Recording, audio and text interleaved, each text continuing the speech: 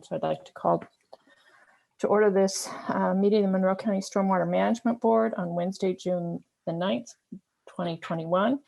Present are board members Julie Thomas, Tron Enright, and myself. And then we'll welcome Ms.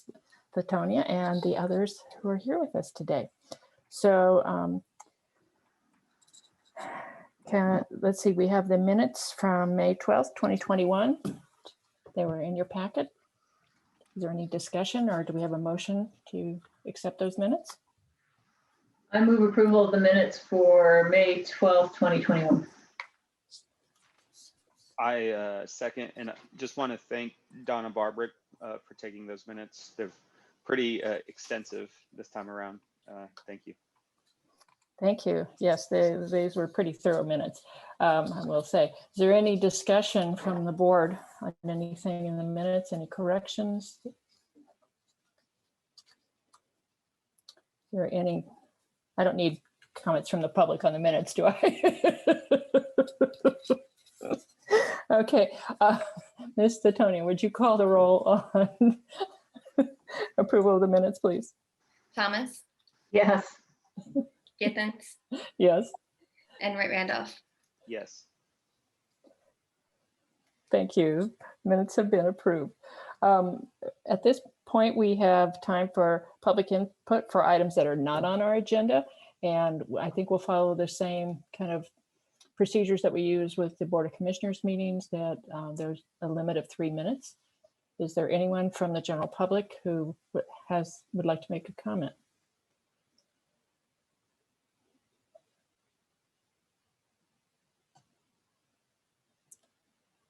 See none, we'll move on to other business here. Was Ms. Latonia given the authorization to share her screen? Fabulous. Okay, let's go to staff reports. Ms. Latonia. All right, hi everyone. I guess first I just want to let you know that I do have Connie on the agenda today, but last minute we had to decide to move her discussion to next month's meeting. So Connie will not be presenting with us today. Even though I know we are all very excited about construction site compliance. It's coming. Connie's doing amazing work, herding cats basically. I know she has 47 sites on her plate in various stages. So and those are just for the Rule 5 permits where the sites are 1 acre or more. So there's a lot going on in the county, and you can look forward to her presentation on that next month. For this meeting, I just wanted to give you an update on the stormwater inspector. So we have hired the position, and they will be starting next Monday, June 14th. So I hope to introduce you to this person in coming meetings in the future, either this meeting next month or probably much before then. So very excited for that to begin. And I think that's really the biggest update I wanted to give to you for now. So I know we have a few things on the agenda. I'll leave it there. Any questions? No? Great. Thank you. Thank you. I know that you had to jump through a few hurdles to get this person on board for the new stormwater inspector. So thanks for making that extra effort. Yeah. Okay, next on the agenda is old business. Do we have any old business to discuss today? Because there's nothing on the agenda. All right, then move on to new business. First up is Friends of Lake Monroe MOU and funding request discussion. Ms. Latonia?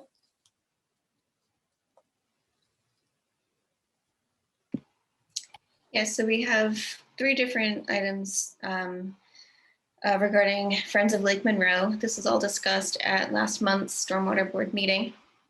So the 3 things that we created for their project, it's going to be funding for the gap year. So we have a memorandum of understanding. This one's in front of you, for funding the watershed coordinator through the gap year, which is basically their watershed management plan grant ends.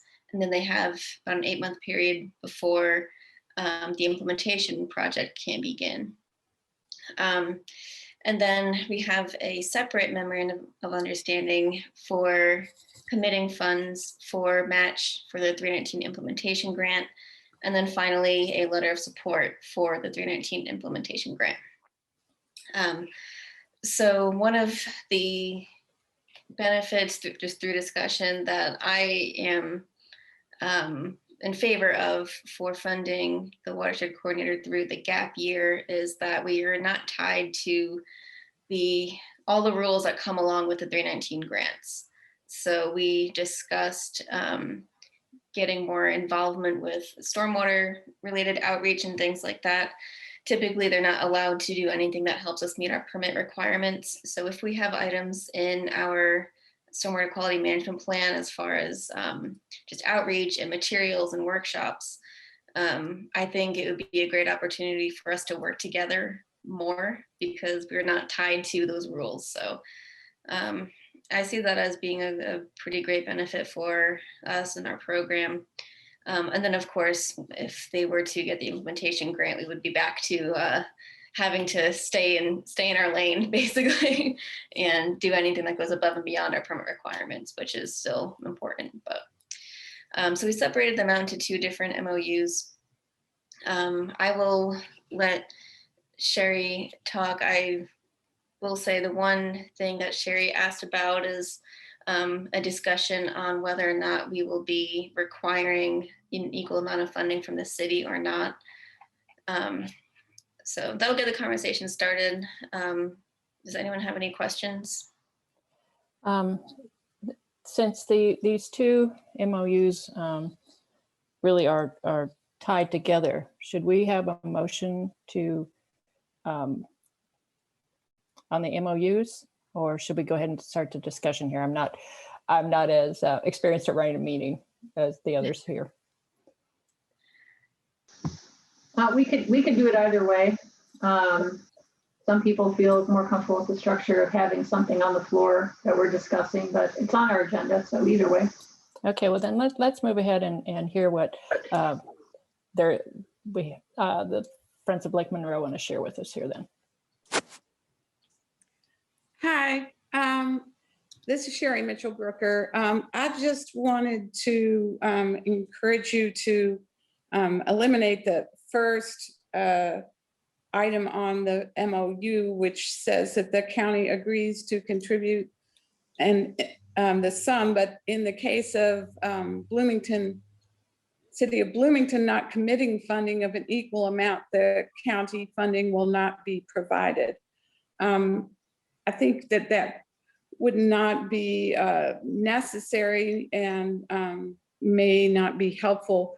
We can still reach out and look other places for that extra funding, but we would have to go back to the drawing board on this if it's left the way it is. The other thing I wanted to point out is kind of looking back at how this was done the last time. What the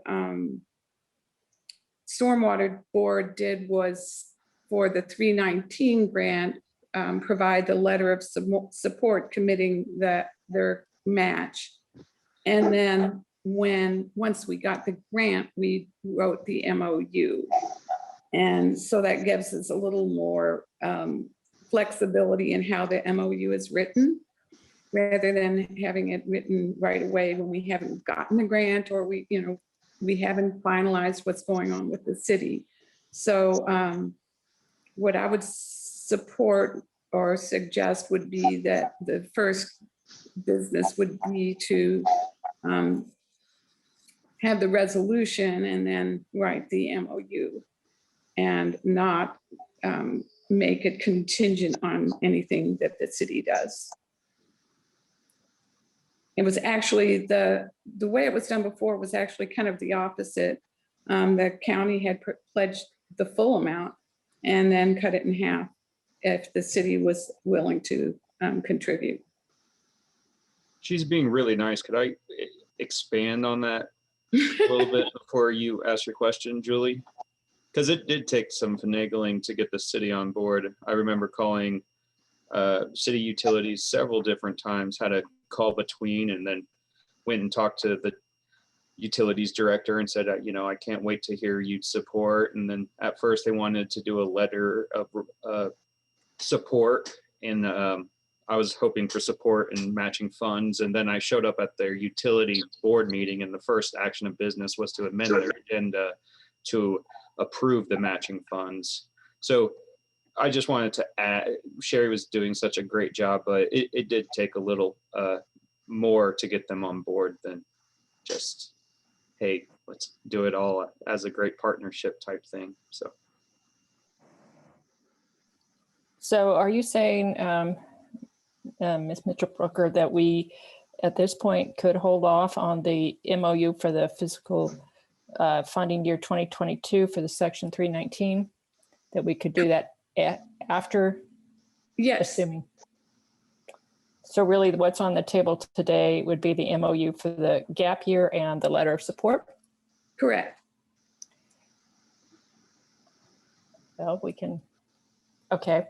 I think at the last meeting, and this is in the minutes, that the board had expressed a desire to have the city of Bloomington match the funding in this instance. And so we had requested that this be in the MOU for the gap year. And I would love to hear what Commissioner Thomas has to say here. But I think if, I would wonder if the city doesn't provide matching funds, how things will continue.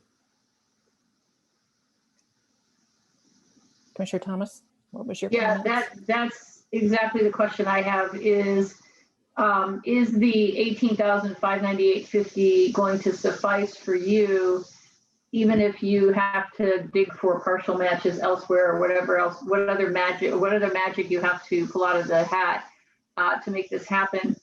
I think the reason we wanted this in there is because we don't want to be on the hook for additional funding needs. So we don't want to have you come back to us in 2 months and say, well, city didn't do it, so we need another, $20,000, because our consideration is just looking at this first MOU only. Our consideration is providing that gap year funding in order to have a continuous administration of this organization moving toward getting that grant. And obviously you need somebody to do that work. Is that 18,598.50 going to suffice for you for this year, no matter what happens with matching or not matching? Yes, we can make that work. Yeah, it'll be harder, but we will make it work. Okay, my dog agrees. So, so awesome. So I don't have anything else, but I'm sure there might be other questions. But I'm going to go ahead and make a motion that I'm going to move that we approve the Friends of Lake Monroe gap year agreement for $18,598.50, removing in section 1, sentence number 2. I did have a question. Is there a second? Well, We're still discussing it, so my question is the exact same question you had, but I mean, we need a second before We need a start. second. You can second it. I'll second. Okay, thanks. I mean, I'm supportive. I just want to give them the right dollar amount. Yeah. You just asked that question. So I guess that's my question. Like, is this really the right dollar amount? Like, I mean, we want to make sure that we cover this through the gap year, and exactly to Commissioner Thomas's point, is this really the right dollar amount, or do we need to look at, since it's asking for matching funds, should we like multiply this by 2? I know you say you can make it work, but how much uncertainty is there? Like, to go and wrangle a bunch of cats and, get them all to participate. I just want to clarify that what we're talking about right now is not the matching funds, but the gap year. Is that correct? Right. The only thing on the table right now is the gap year for $18,598.50. Yes. Okay. Right. And to my point of eliminating that, which I'm completely supportive, it says them committing equal amount. I mean, is that what the hope was we support the 18,580 and D supports that same amount. So you were really looking for, my math is going to be pretty rough here, 47, It's about 30. 40, It's 37, 3,700. around oh, 37. 37. Thank you. Yeah. Yeah. And I heard your comment about being a previous math teacher, so I felt a little pressured today, Ms. Giffens. So yeah, if you would speak to that, that would be great. Yeah, so, I think I don't expect there to be a problem, number one. I think that the city understands as well as the county how important this is. So, though it may be a little more difficult to figure out how that money is going to come from the city, it probably will. But if not, I have been in discussion with some private funders, and there's some possibilities out there for private funding for the match. And as a fallback, I think that we could get the watershed coordinator to agree to part-time for that gap period. And so those are two of the options. The other option is we actually have a little bit of money in our bank account now with Friends of Lake Monroe. So we could help out in that a little bit. So I think that we would be able to match that if the city didn't pull through. Excellent. Well, you reassured me. I was just wanting it to play it safe. Last go around, we did the full match, and if the city did do their partial or half match, we only then funded half of it. And I was going to suggest we do something similar, but since you feel real confident, I have no further questions. Yeah, Charlie, that wasn't for a gap year, so that's different, right? So that might help you feel a little more comfortable with it. This is just a short term, yeah. But I get your point. Good point. Yeah. No. Is there any discussion from the public about this item?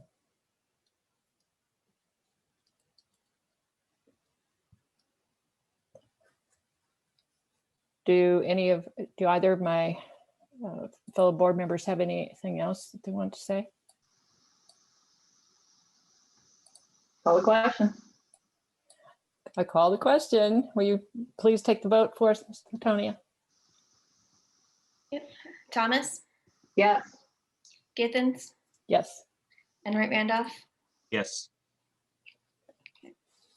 Motion passes 3-0. Thank you. And I will ask, because again, I'm not as familiar with this. Do I need to have a vote to remove item 6A number 2 from our agenda, or what do we need to do here? You can make a motion to table it indefinitely, or to continue it indefinitely. Do I have a motion to? I'm going To to that move effect? that. I'm going to move that we. Hold on, let me get my project back up. All these screens open. How can I open more screens? Let me see. All right, I'm going to make a motion that we continue item 6A2 to a future agenda when appropriate. Second. Thank you. Is there any discussion? Any public discussion?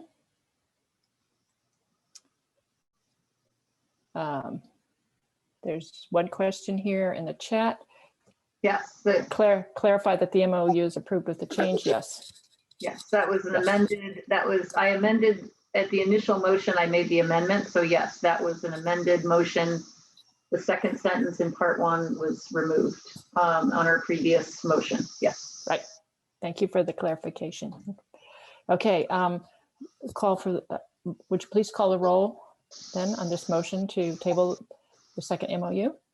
Githens, Yes. Enright Randolph, Yes. and Thomas. Yes.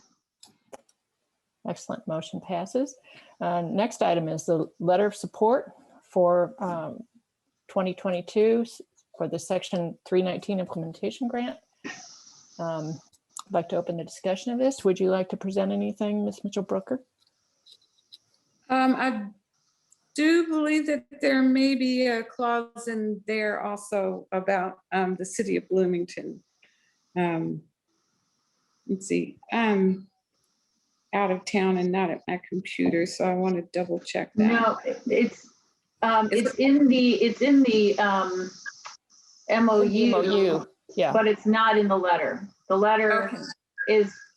but the letter does require us to commit this funding if the grant's received. So that's why it's important that we review this and vote on it. Okay, yes, so I have no other comment than to encourage you to sign the letter. I have a general question, if I might jump in. I think Ms. Martin is also on this call at this meeting. Ms. Martin is from the Lake Monroe Water Fund. One of the things that's been kind of bothering me a little bit just in thinking about this. Now, I want to do all we can to protect Lake Monroe, and I think that's part of our mission. And so I'm certainly not backtracking on my support. But I have a real concern that we have two groups who are working to protect Lake Monroe who are not working together. I don't think, but could be and should be, and potentially would make more sense to have a group, and you can have different duties or foci, but it would be really useful, I think, for the public, because the more groups you have doing the same thing, the more you, no pun intended, dilute the message.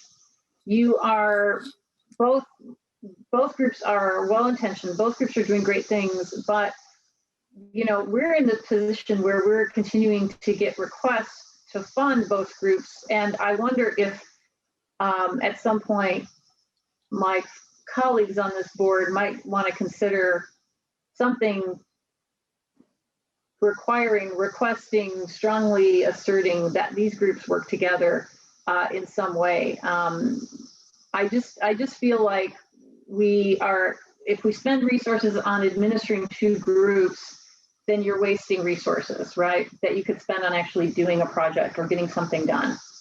That's my concern. And I don't know what my colleagues think.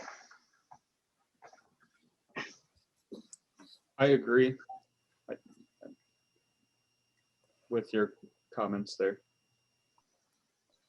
And I would very much like to see the two groups collaborate in some way, at least a collaboration. I do think because of the similarity in names, it's confusing, for one thing, to our general population. And I think it is double administrative costs at times. So, yeah. So we've sent a message to both groups that we'd really like to see something done, and maybe in the future it might impact our decision making, but right now it's not. But for me it's not. But I want you all to think about that, because this is so important, and we can't waste resources, and we really need to be focused and get our community focused on protecting our lake. Same thing you all are interested in. So hopefully what we have in common is greater than our differences, as with anything. I don't have any other questions on this, but I just want to note to the board that if we approve this, we are committing the board to find this $49,596 in the 2022 budget. So it's not an actual a spending allocation at this point, or appropriation at this point, but it is a commitment to do so. And I want to make sure that my colleagues are aware of that. And we'll need to make sure that that's at least in the budget, whether or not it's used. So that's a note to Ms. Titonia as you prepare the next year's budget. Hey, it's almost July. True enough, true enough. Ms. Titonia, do you have anything that you want to say about this? As far as the budget goes, it's a little early, in my opinion, to talk definitively about the numbers, but I have sent Lisa my projections for the next couple of years, and I am prepared somewhat to discuss the 2022 budget. So because we already have a line for Lake Monroe water quality from the money from the previous grant, I think it would be simple to add this money into the 2022 budget, carry it over into 2023 or the other years if needed. With the stormwater fee increase, we will have funding available. I know that I'm going to get into discussions. We're going to talk about this later in the agenda, but if we can secure some grant funding for some of our capital improvement projects, that will make us feel much better, I think, about this. I'm also looking ahead to the impacts of annexation and everything on our budget. So if we're going to do it, the best time to do it is between now and 2024. So yeah, so. Thank you. Thank you. More. Thank you. Is there any public discussion on this item? Trying to see if anyone has. Yes, I'm trying to raise my hand. It's Jane Martin. Hello. Hello. I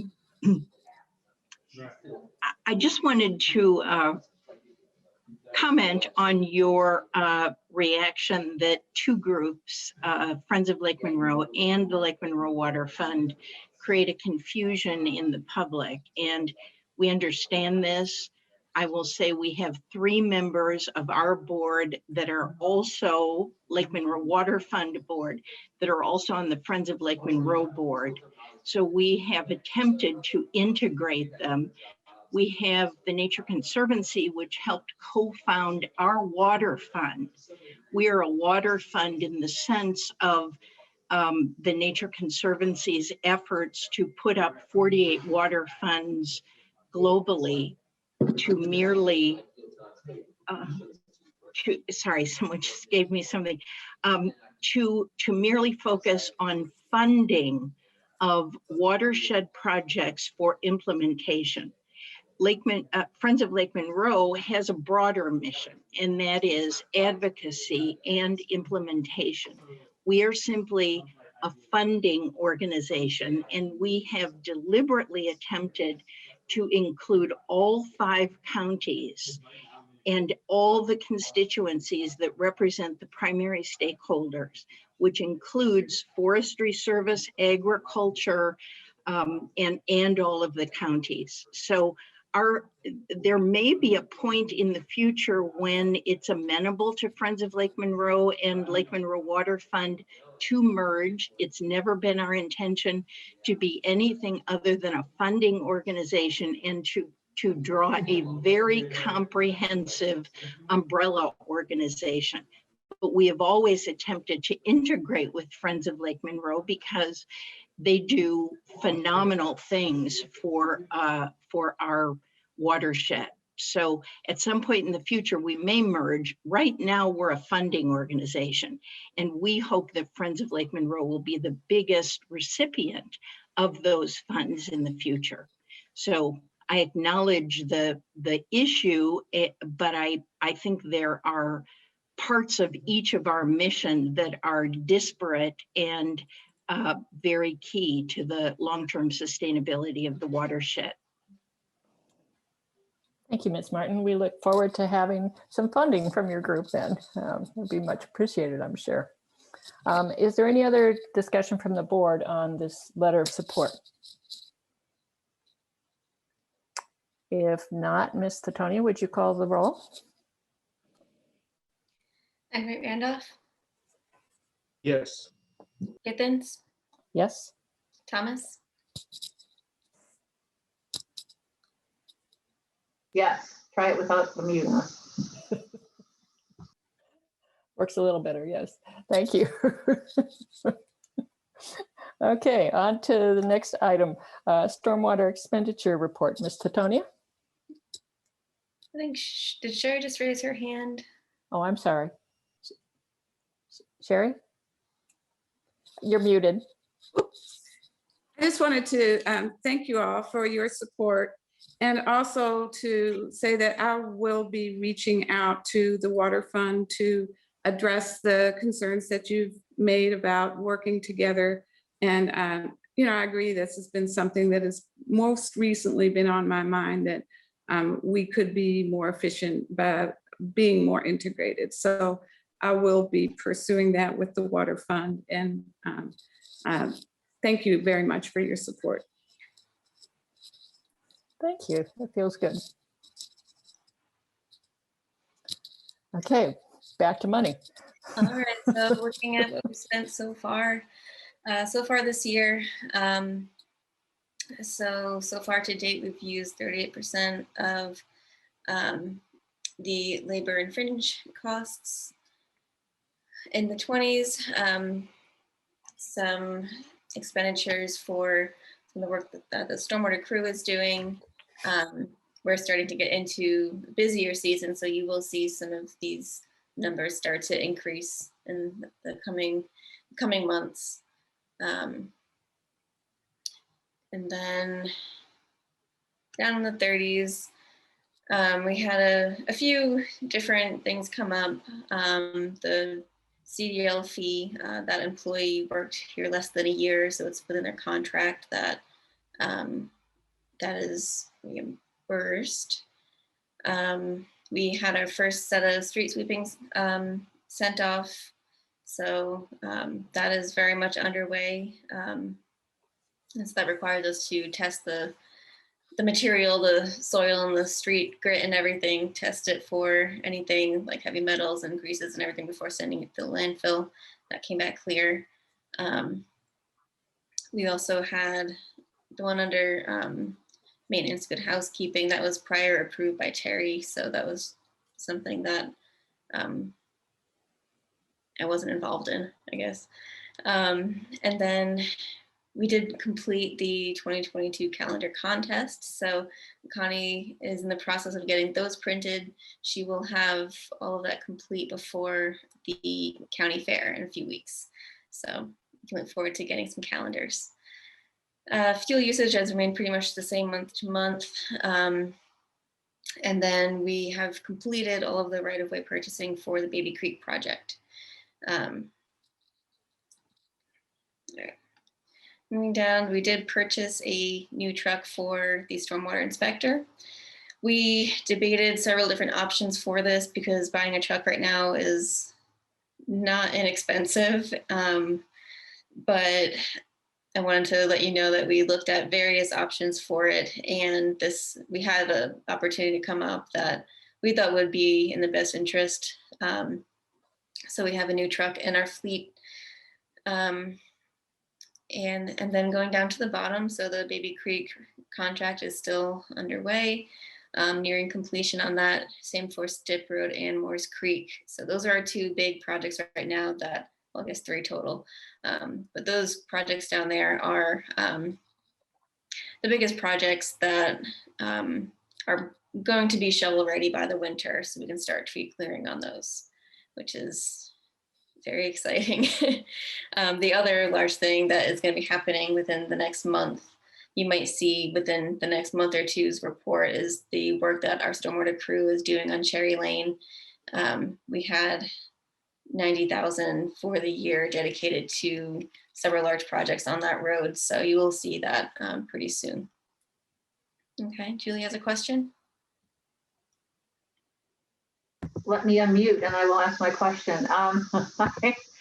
I am curious about, I don't remember ever, although I may have missed it, I don't remember ever seeing street sweeping samples being sent off for analysis. I think it's a really fascinating, interesting idea, because part of me is curious about, especially in the spring, how much of that residue is sand from our trucks from the winter versus what's coming down off of a hillside and eroding versus what's falling off of whatever's driving down the road.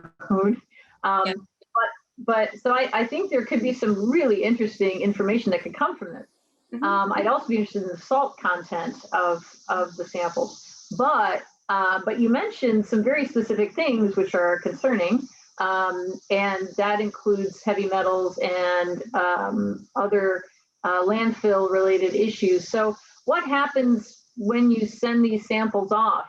Is it just from a truckload that's been picked up from some portion of the county and you just send a sample off? Or how does this work, and what do you do in response to the information you get?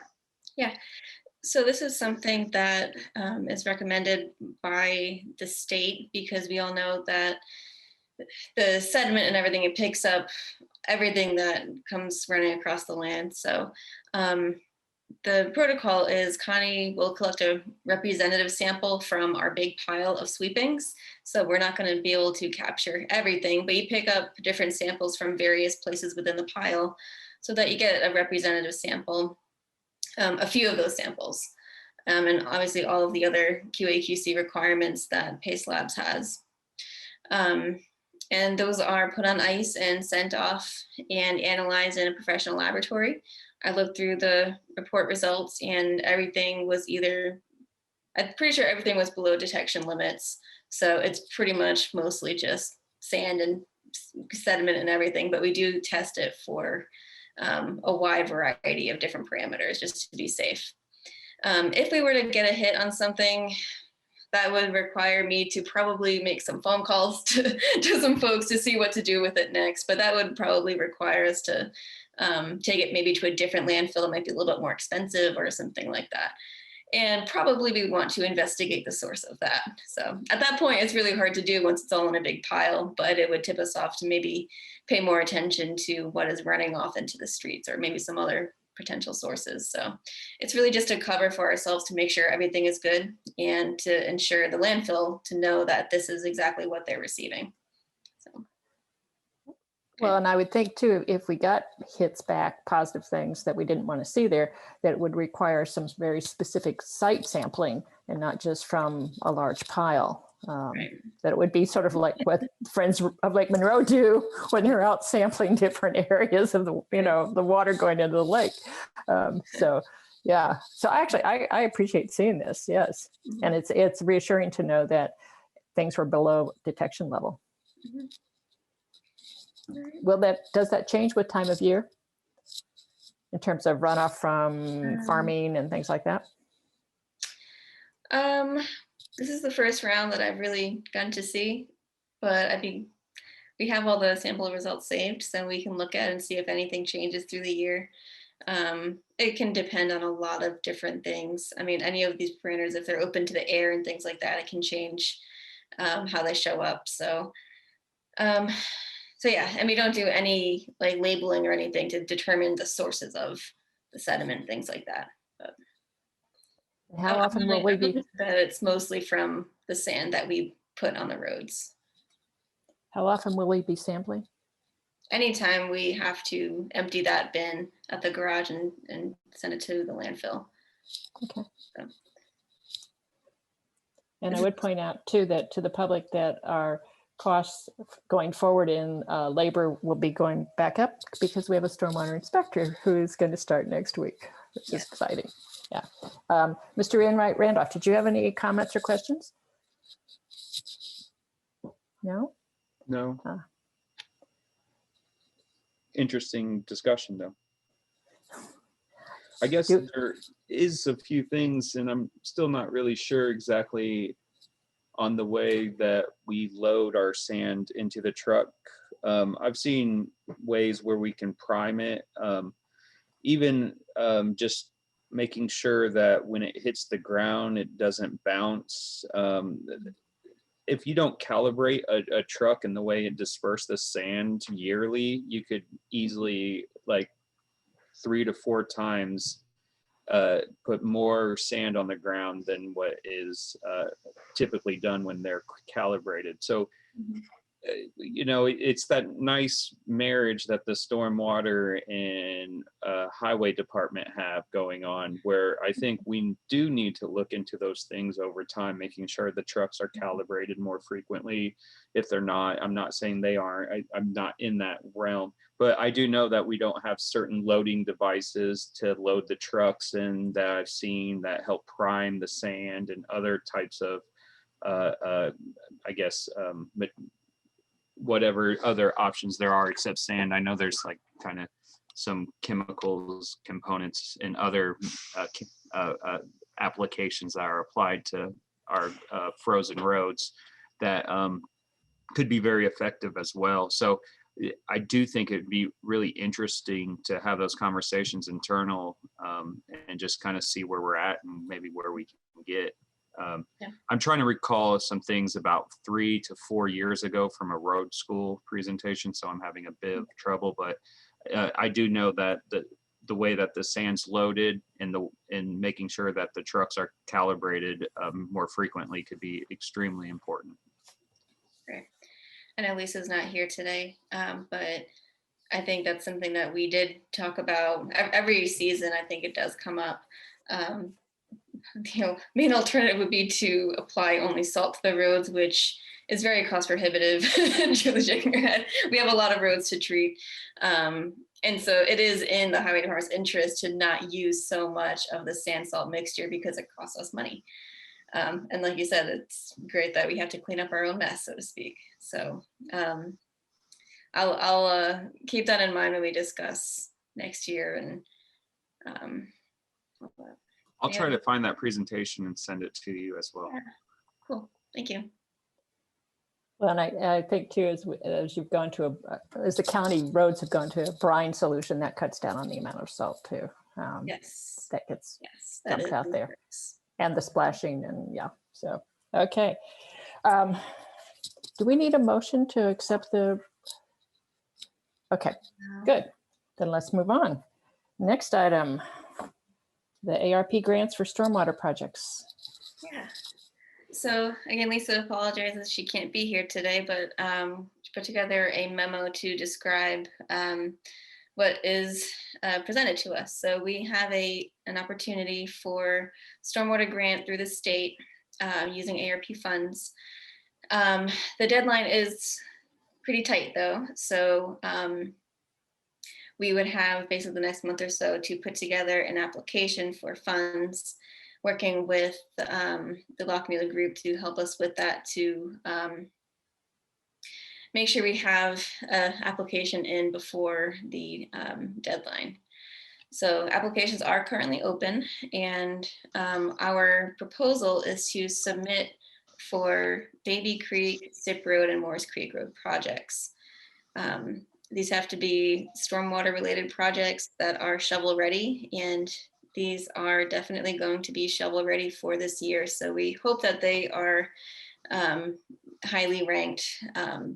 The drainage issues that we would be fixing here with this much money would be pretty significant, I think, as well as keeping the roads from washing out so much, which helps the highway department and the residents having to travel them. These are all also in the Lake Monroe watershed, which again would I think makes it higher priority.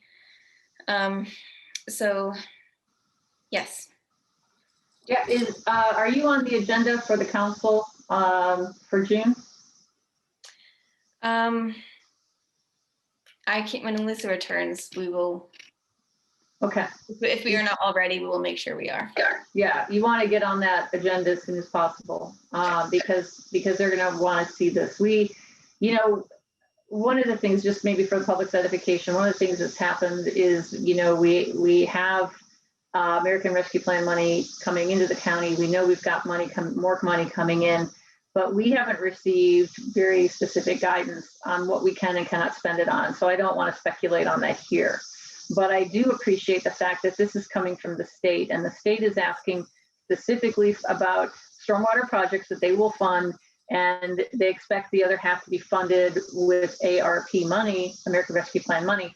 That is great, because that's who's going to be the one we would have to answer to for that, in addition to the federal government, because the federal government is the one who's going to determine whether or not we can spend American Rescue Plan money on this event, not the state actually.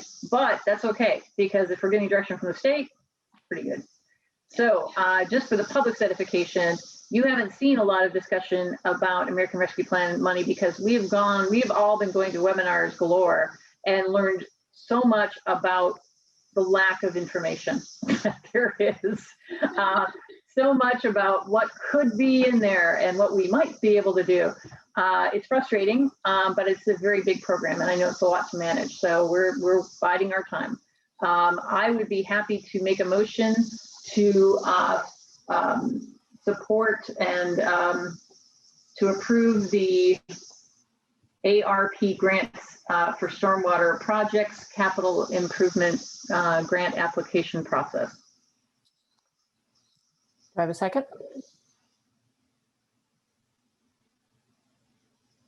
You can second it. I'll second it. Okay. Thank you. Well, we can talk No, about no, that. yeah. Yes, and as I've been to some of these webinars for ARP money, they say, okay, now this is the third draft that we've gotten, and we don't think the next iteration is even going to be the final iterations of what the instructions are for all this. It's just going to be the next round of, next draft of it. So, but it is good that the state is looking at things like this because it's preventative.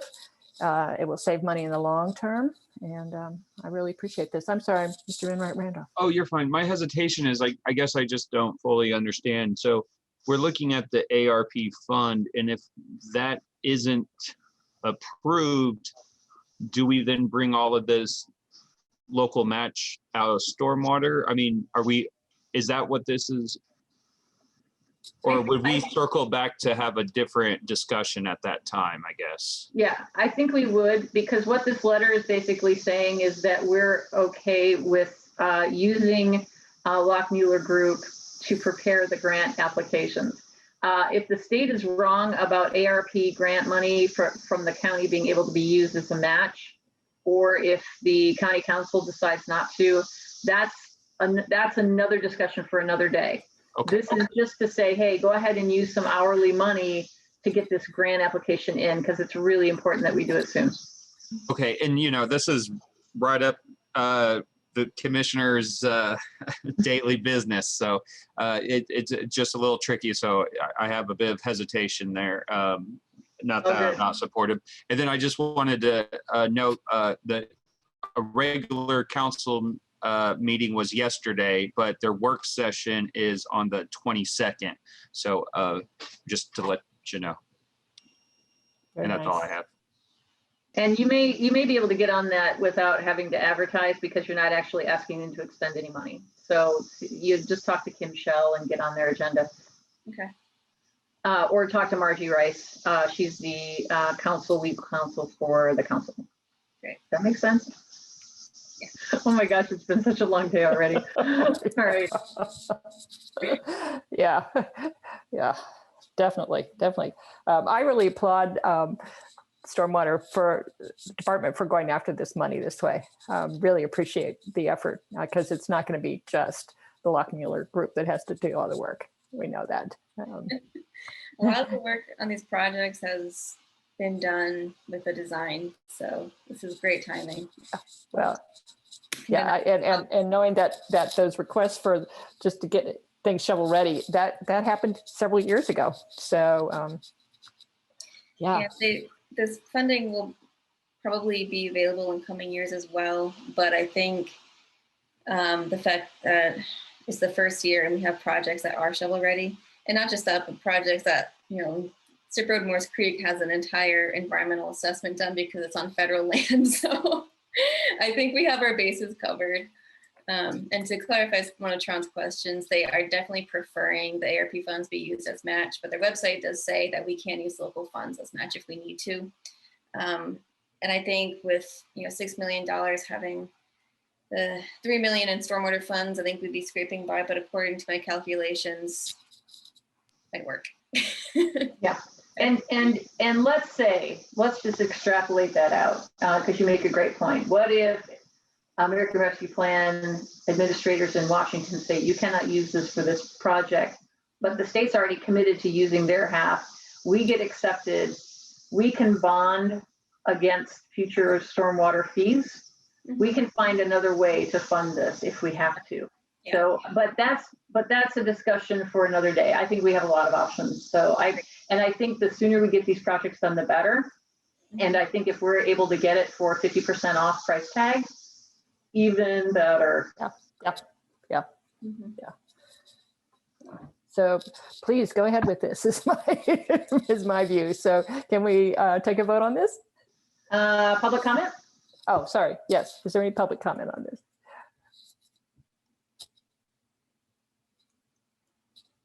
No. I'm not seeing any hands raised. So Call the question. yep, Ms. Platonia? And Ray Randolph, Yes. Thomas, Yes. Githens, Yes. Okay. The next item on the agenda is a draft stormwater budget for 2022. I did not see that in our packet. Yeah, I did not include that in the packet because I was making some assumptions on there that I wasn't prepared to fully commit to yet. I put it on here because we had discussions from last month's meeting about fitting in Friends of Lake Monroe and all of this other funding in here. I sent you the draft I have so far. We haven't received the spring installments of the stormwater fee from the tax bills this year. So we don't have our true projections for what our revenue is going to be for next year, but I did my best. Basically, the budget will come in around 1.2 million, which is in line with previous years and the projections from the FSG report. I think our current year this year is really high because we're finishing out the design of like Baby Creek and Stip Road and all of that, as well as the Cherry Lane work. So that's why this year's budget was a little bit higher, but the 1.2 million is about where we should be, including the stormwater inspector, a little bit of increase in training. We had to increase the fuel because as you saw this year, gas prices are higher. We have more crew members, so that increased. I think everything else should basically remain the same. And I think we are covered to include the commitment to Friends of Lake Monroe. I'm hoping we can have this a little bit more formalized before budget season really kicks off, but I wanted to put this in front of you just so you know that where we're at. I know that Yeah. we have, sorry, go ahead. No, I was just going to ask if we could put this on our agenda for July, because I think we're going to have this submitted to the council for their budget process. And I know that there's a lot, I appreciate, and I know that you've grappled with a lot of uncertainty related to, we didn't know about the stormwater fee, and that passed, thank goodness, that was good. But we also, now there's questions about what about annexation? Well, you know what? That is always going to be a threat hanging over the county's head. So I think we need to proceed as though it won't happen. And I think we just need to always be on our toes. We'll have a little bit of warning and we'll have to make new decisions about what's our priority if that comes down to that, if we have to really cut that much. So I get it, but you know what?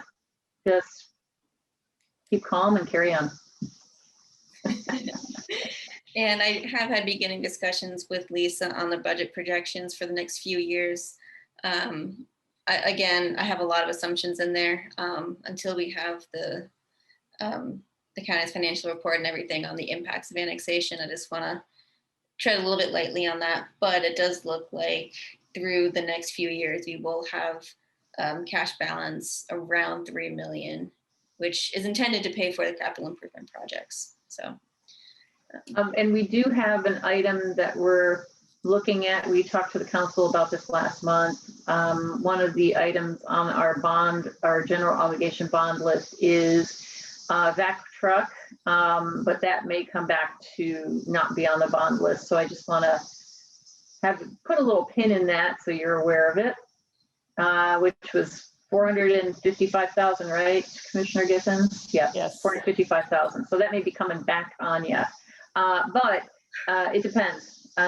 We still have to talk to council, and we've got a few more steps to go. But we're going to be meeting with council in June about this. So, okay. Well, thank you for your work on that, and yeah, okay. We had also, one of the things that your predecessor had pushed for was a second crew with equipment. Yeah. So I will want to know whether or not that's included in what you're projecting for next year's budget, because that was one of the reasons also that we voted for a stormwater fee increase. Yeah. Again, annexation just kind of threw a wrench in that, because we have this, all the excess complaints really prompted the need for the second crew. Now, if we eliminate so many subdivisions, can our current crew handle the new workload? And that's something that I think Lisa and I have been wary of adding new staff to the stormwater crew, because we don't want to have to lay people off if for some reason, things change.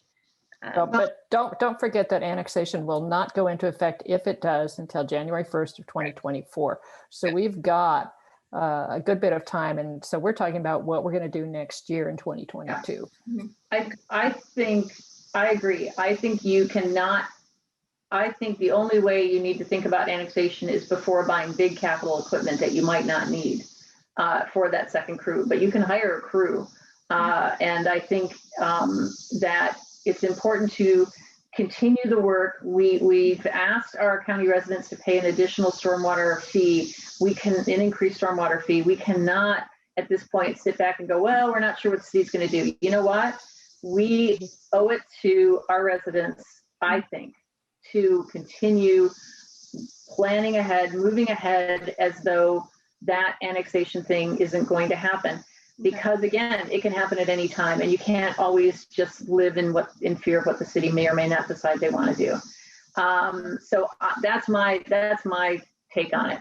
The other thing I will say is the only thing that it may impact, and I would like to look at this in July, so just kind of a heads up, is if we're taking on any new projects, which we probably will be soon, either in right of way or design or something. I would like to have a discussion of what those projects are. Going back to our plan, remember we prioritized all of these things in our plan about what was the most important, next important. Those priorities may have changed. So if we could all look at it and do our homework, but have at least a quick discussion about what's next in terms of priority project, because you may have something that's not even on that list because it wasn't an issue when we had that plan done for us. So I would like to talk about projects, and that may impact, if something's right on the edge of the city, it may be that we want to put that one off right now. But other than that, I don't see any reason to behave any differently, because again, this is an ongoing threat. It is obviously something we would have to deal with if it happened, but we will deal with it if it happens. Okay. Thank you. Student Right Randolph, what did you want? Okay. Oh yeah, thank you. Yeah, I have one major concern. If our budget starts getting tight and we have to start reprioritizing things,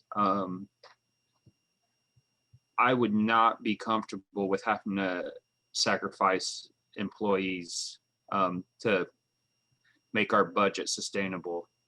I think we can proceed as business as normal, but at the same time, I think we need to still tread lightly to a certain extent, because if we bond out for a number of capital improvement projects and then we have a high debt obligation to return, and some of these projects aren't even in the area intended for annexation, we're going to still be obligated for those. And if we need to start tightening up our budget, I don't want that to come on the backs of our crew.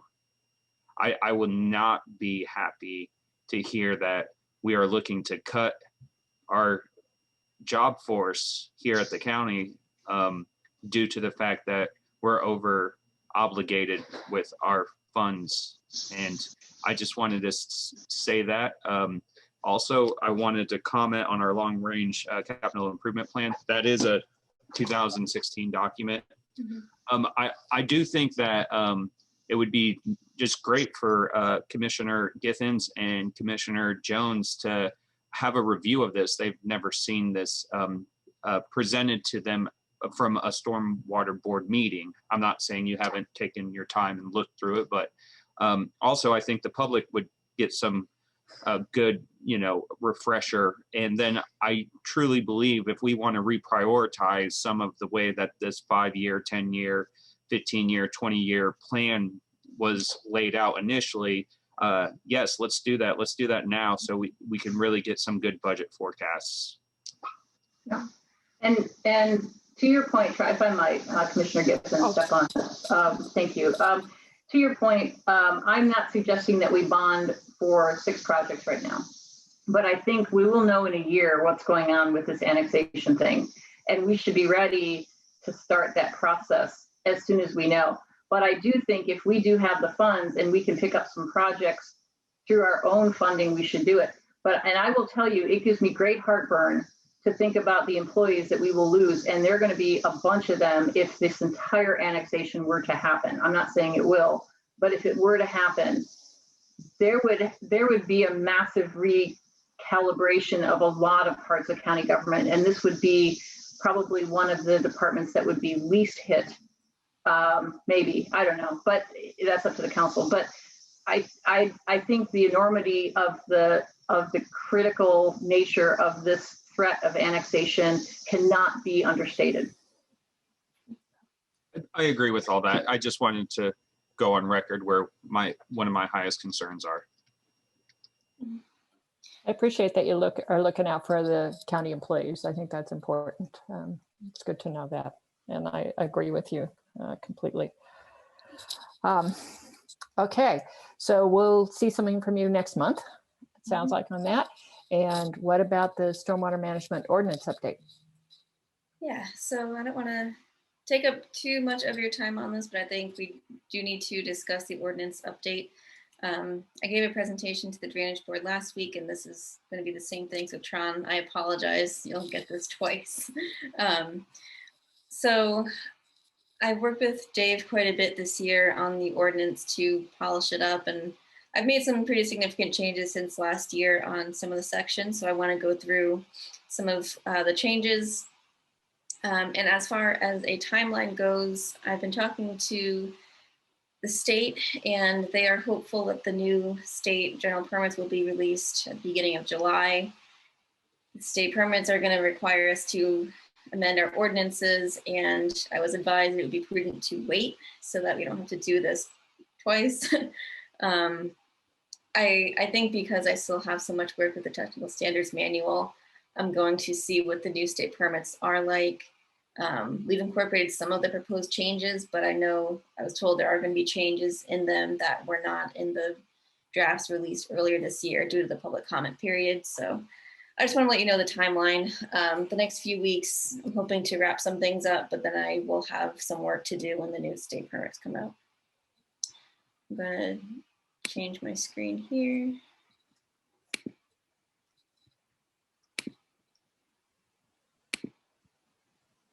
So I'm going to go through each section, have it in a PowerPoint just to structure the conversation. But if you have any questions or comments on anything throughout it, please just interrupt and let me know and we can discuss.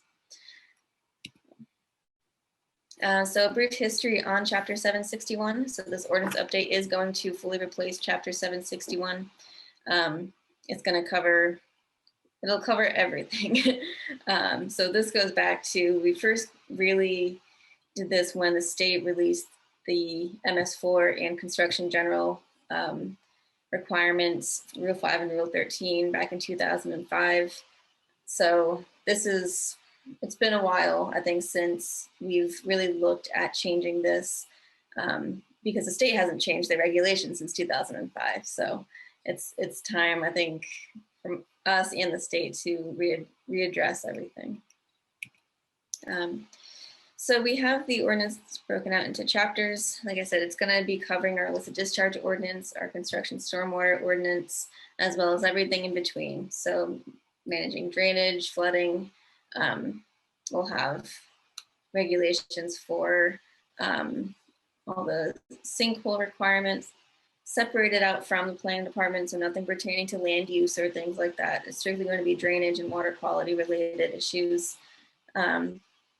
And we'll have a whole new permit for stormwater, and then our own separate compliance and enforcement section. So the big items that I want to bring up to you is that the creation of the stormwater permit is going to be the biggest thing for our department. Right now it's Connie and I, and so having to manage our own permit, which we have hands in so much that goes on. It's going to be a lot of work, but we're hoping if we have some type of fee schedule, the program will hopefully be able to handle it in the coming years. And OpenGov certainly will help streamline that process substantially.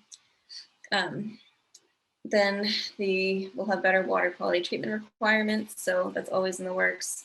All the runoff from, new subdivisions, commercial sites, things like that, all the pollutants that are collected in that first flush of water when you have a big rain event, that's supposed to be captured and treated.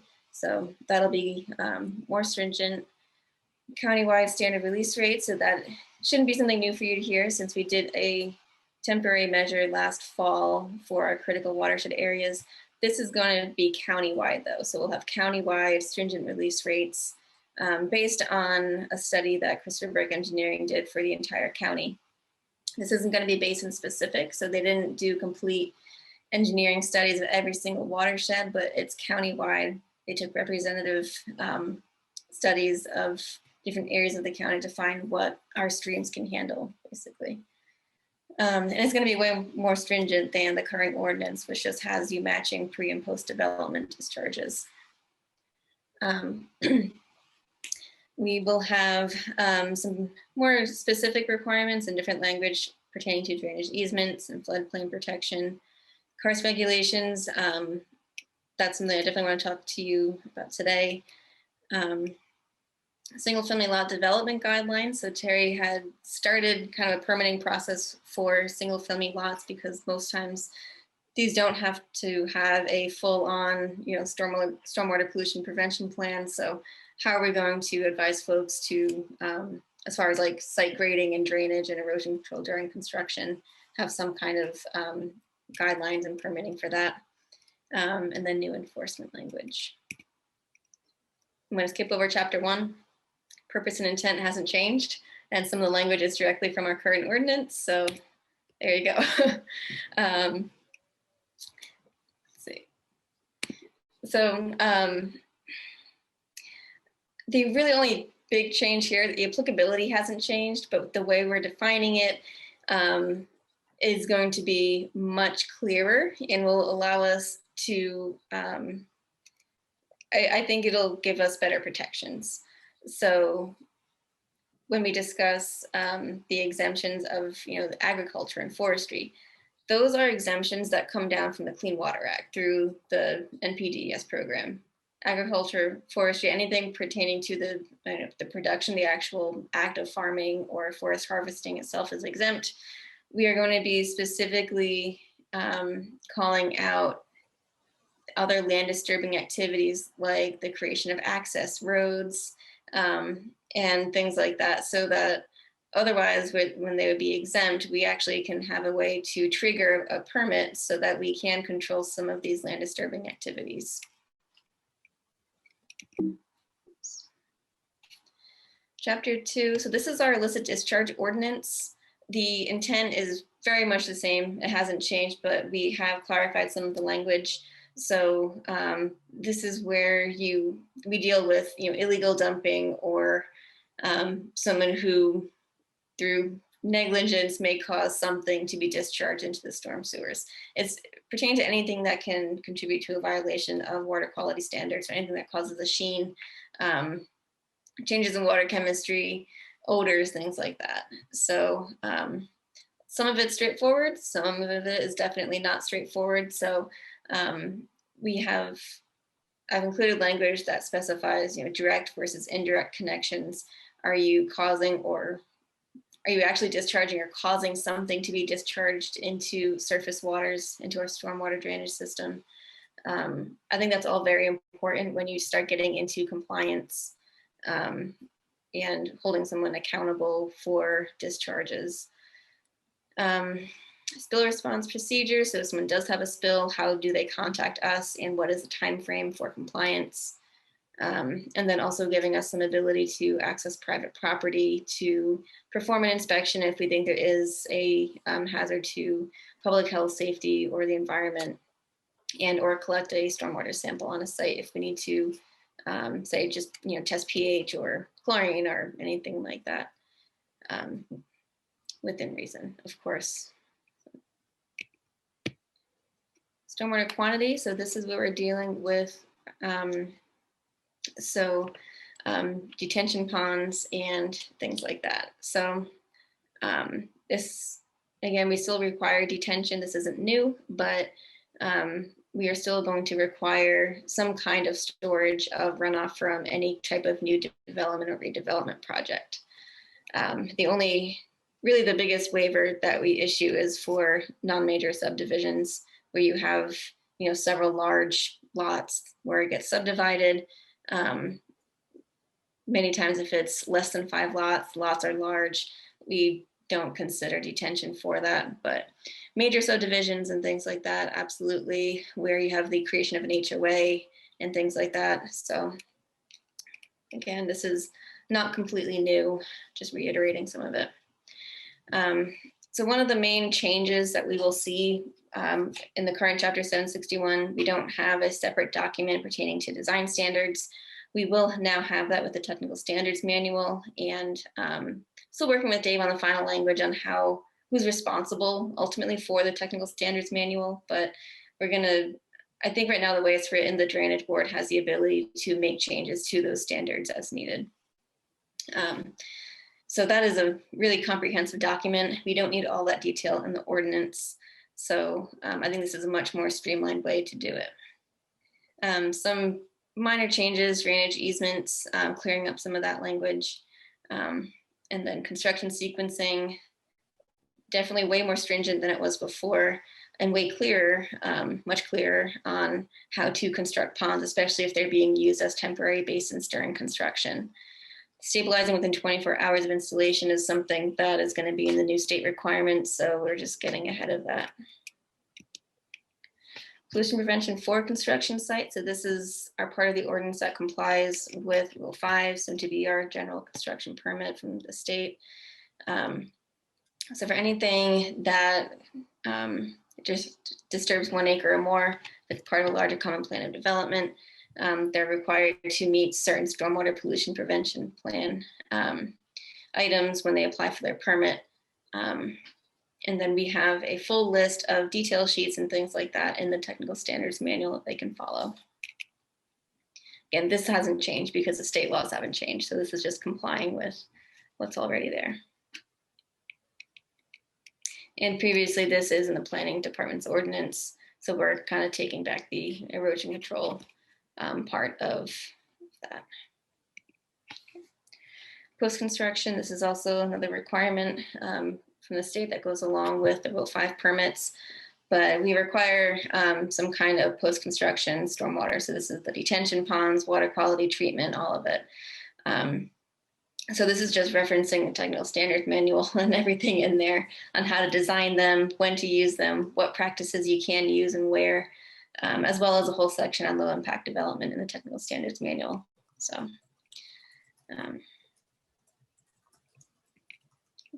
Any questions before we move on to the karst chapter? I went through that pretty quickly. No, I'm actually most interested in the karst chapters. Sorry, Tron.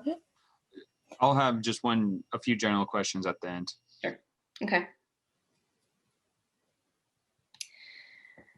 So karst and sinkhole development chapter, this is taking some language directly from the 820, I don't know, I keep forgetting the numbers in the planning department's ordinance.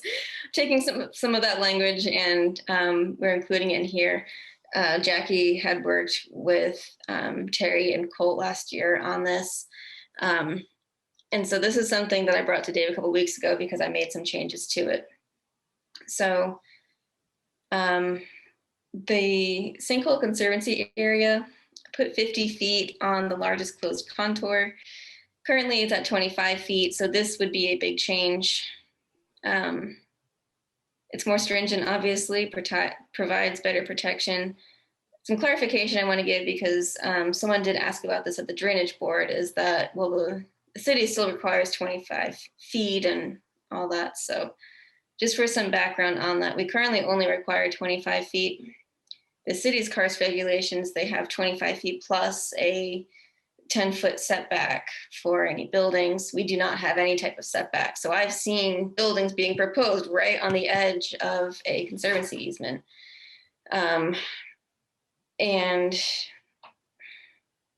from the largest closed contour that they survey. So it's kind of like, well, is that really far enough? We have to kind of make those decisions. So 50 feet would cover it. We also, the city's ordinance specifies that they define a compound sinkhole as anything where you have a closed contour within 100 feet. And then you define the current conservancy area just connecting the outsides of those closed contours. So you can get pretty significant conservancy areas for karst areas because of that definition. This is not the same. It's very different, where we're just saying the largest closed contour needs 50 feet. So I think, especially with the county developments, you have really large projects, you have large areas of land that are being developed. And so I think the 25-foot we have seen, based on feedback from everyone, just doesn't feel sufficient. So I would recommend either a larger SCA like this with 50, or consider some type of building setback from the SCA. So.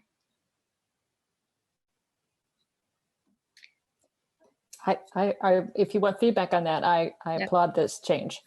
Okay. And I appreciate it. We kind of were chatting at one point recently, and it was like, how did they come up with 25 feet? Where did that come from? Yeah. Yeah, I would personally rather see this much bigger, actually, because of what we don't know. And I think that there's nothing that says 25 feet is the right answer. It's just what we've done. I think I would say, and that's the issue, is if you establish, I mean, that's you brought up exactly what the city does, which is there's a setback in addition to the conservancy area. So if we just have a conservancy area, then we don't have to worry about a setback. I think that would make the most sense. And this is not to be, mean or whatever. This is to protect people who are buying homes, or people who are trying to build subdivision roads in the county. We don't want you to lose your investment, your capital asset. And it's not fair to the people who buy in, who end up having a problem, because they're going to turn to us and say, why didn't you protect us? Mm-hmm. So I would actually like to see this number doubled, but that's me.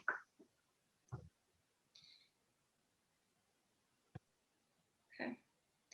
I will also say there's quite a bit of language in there regarding flooding and sinkholes. So we require the engineer to model, if that sinkhole is completely plugged, what would the high water elevation be during a 100-year flood? And then you require 2 feet of freeboard above that for the nearest structures. Another layer of protection.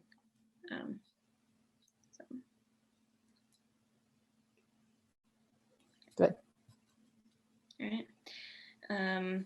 Prohibiting post-construction impervious surface from draining to sinkholes. That is, I think, new.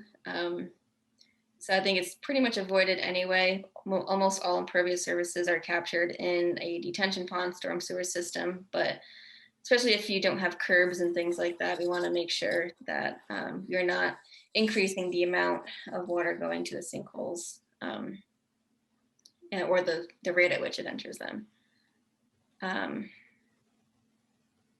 So I think. Oh, and then sorry, the last one. Policy for emergence of new sinkholes on construction sites is new, and it's very clear the steps that must be taken if you find a new sinkhole that wasn't in the original plans. So first step is to protect it and stabilize the area around it, block it off so that you don't have silty rainwater draining in there. Call us, let us know, get a new geotech report, and we want to be on site when it's being filled. that's the gist of it.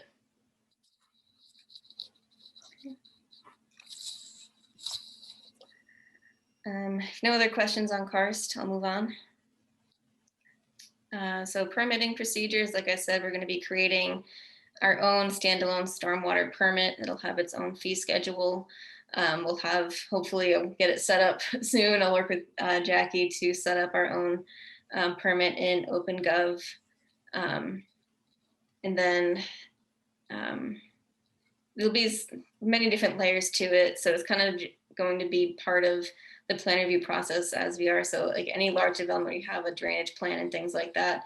It's still going to be called a stormwater permit, but also for some of the smaller houses, the single family residential lots that are being developed, where I'm still having to review, making sure, you know, the grading plan shows up that's going away from the house, and we have specifications on the slope and things like that for these individual lots, creating side yard swales to divert the water away from the houses and things like that. So all kind of encompassed under a general stormwater permit. We also have, I asked the drainage board to help me like see what they want to do. So as far as how many times we want to bring a project to the drainage board, I suggest, you know, at least once, but if we need to follow up, that can be our discretion with whether or not they want to see it again. And then we'll have fee structure for inspections. So prepaid inspection fees, because we know we're going to do an initial inspection and a final walkthrough inspection. We will have inspection fees for reinstating, reinstatement fee after a stop work order, for re-inspection fees, not for general inspections because that's part of our day-to-day, what we're supposed to be doing. But if we have continual compliance issues and we need to keep going back to certain sites, then that's when we're going to start charging for it because Connie's time is very precious. She has a lot of sites to get to. And so that's why you'll see next month with some of the compliance issues that she continually sees. And then I'm going to work with our new inspector to create some SOPs and things for closing out sites. So requiring as-built documentation from the engineer, and then entering any new stormwater infrastructure into our own GIS system and things like that. So I'm excited for that. I have a question before you proceed, sorry. I just want to make sure that you're including whatever that process is going to be, because we're obviously waiting on the state, whatever that process is going to be for inspecting existing drainage basins. Mm-hmm. And if somebody wants to hire their own, which we would prefer, hire their own certified inspector, they can do that. But if it comes down to the fact that we're doing that work, we need to be charging the HOAs for that work rather than all county residents. So I would just ask that you consider adding this into your fee structure. Yep. Because if we have to go out to an HOA every 5 years or 3 years mm-hmm. and do an inspection for them, that's a lot of time. And that's something that all county residents shouldn't pay for, but the HOA members should pay for. That's a great point, Julia. We will be required to do inspections of every pond every 5 years. So, yeah. Mm-hmm. Great. Thank you. We also have a flow chart that they provided, which I think is really great. We will tailor it to, you know, finally fit, you know, the final language of the forms and things that we're using. But this is the process for applying for the stormwater permit, catered mostly to the large projects, but having a flow chart is always useful. So lots of forms, but that's the way it is. And again, OpenGov will streamline some of this. Compliance and enforcement. So the biggest thing, I guess, with this is that we will not be issuing fines for non-compliance because I was advised that we can't do that, but legal can take them to court. but we can issue stop work orders. We can issue notices of violation, and we can charge reinspection fees. So that's our strategy here. And as part of the Rule 5 permit process, they're required to do self-monitoring anyway, weekly. And so we can request those reports. It's a violation if they don't provide those. So it would, for some instances, it would make things more straightforward if we were able to assess our own fines for non-compliance. But this is kind of what we've made work within those restrictions. So, any questions? Okay, that's it. I Oh, yeah. guess Mhm. I have a few questions, requests, and comments, I guess. Maybe not really a question.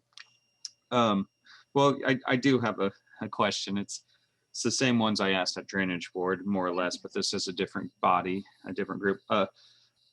Outside of a comprehensive review of Chapter 761, is there anything that you would like a heightened focus on from us? Yeah. I'm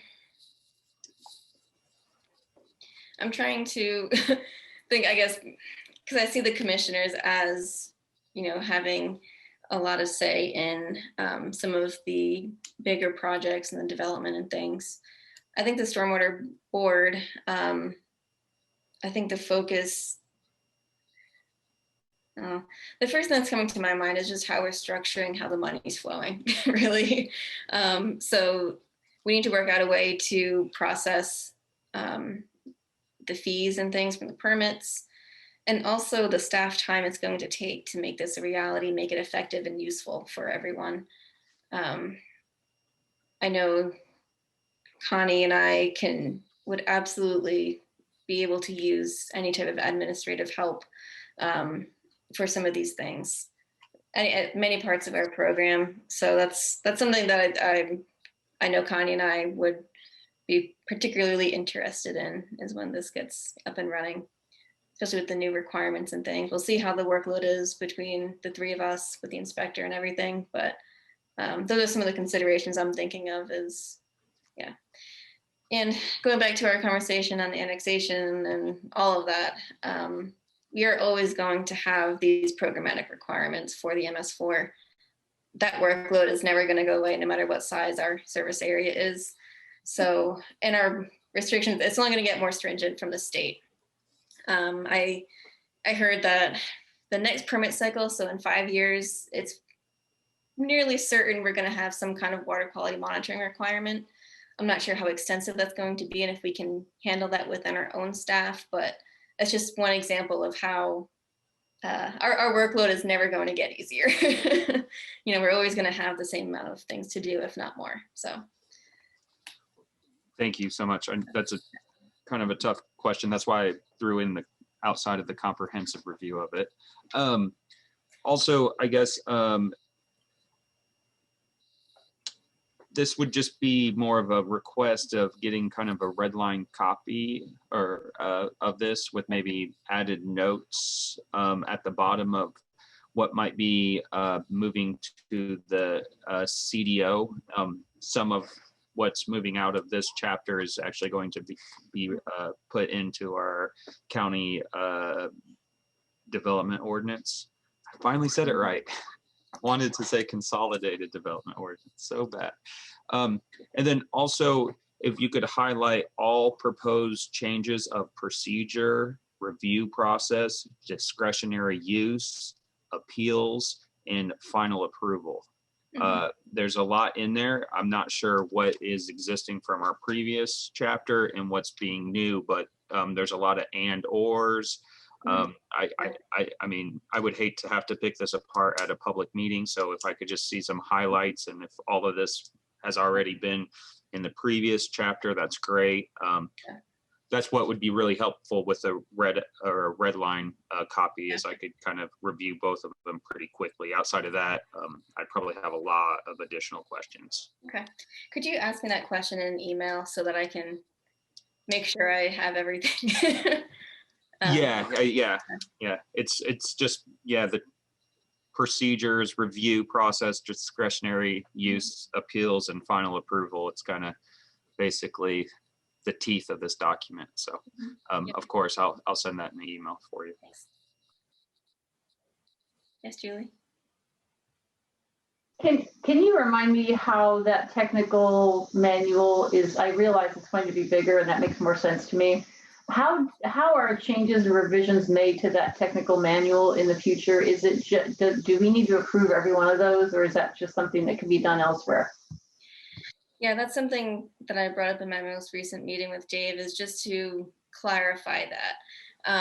So I'm pretty sure that we can make either staff level changes or drainage board approval changes. It's not going to need to get formal approval like the actual ordinance would. So it's going to be a matter of specifying which changes to that document are administrative, and those changes we made just notify the stormwater board, or which changes would have to go to the stormwater board. I think that's going to be important. Yeah, thank you. Yep. So I'm glad I don't have to prepare this new upgraded ordinance the way you do, Mr. Tony. But and I know that you have to wait on the state to take care of things. But I would really like to know how quickly we might get to actually review the final and to vote on it, because I would love to see some of these things like the expanded conservancy area around the cars implemented as quickly as possible, and the stormwater fees even, quite frankly. So any kind of guess even as to a timeline? I was hoping for the July meeting. I'm not sure. It might be a little soon, so it might be August, but I'm hoping for the July meeting. I think if we need to approve the technical standards manual afterwards, we can do that. But yeah. That would be fabulous. Yeah, I think if we are focused on the budget in July, let's move this to August. I think that's plenty of time. I think it's good timing for me. I'd be great with that. And that gives us a big task for July and a big task for August. Okay. We don't get a break, huh? No. But I will let my colleagues know at this moment that our next meeting, I'm going to be out of town. So I will be joining virtually, because we may be at that point where we have to know attendance wise who's going to be present versus who's going to be virtual. I will have to be virtual in July. So just FYI. Ooh, I wasn't going to say anything, but I'll make sure I can be here if needed. But it's my birthday. Oh. I think someone's doing this on purpose, because this is like my third stormwater meeting that I will be attending on my birthday. Well, that's only because you've been around long enough, Tron, you know? Some people know that, and some people we'll have cupcakes in our respective locations for you. Perfect. I'll eat your cake. Yeah, we probably should establish some procedure about whom we're going to coordinate with in terms of who may or may not need to be virtual. Can we, any suggestions? You can coordinate with me, but I had asked Dave, I haven't received an answer back yet on how to handle that. We haven't passed a policy as a board, but we're under the umbrella of the commissioner's policy for the whole county until we pass one. So we may want to pass something in July. Okay. Yeah. Right. And there may be a way that we could all creatively think about use of common Google Calendar or something like that. Something to come up with.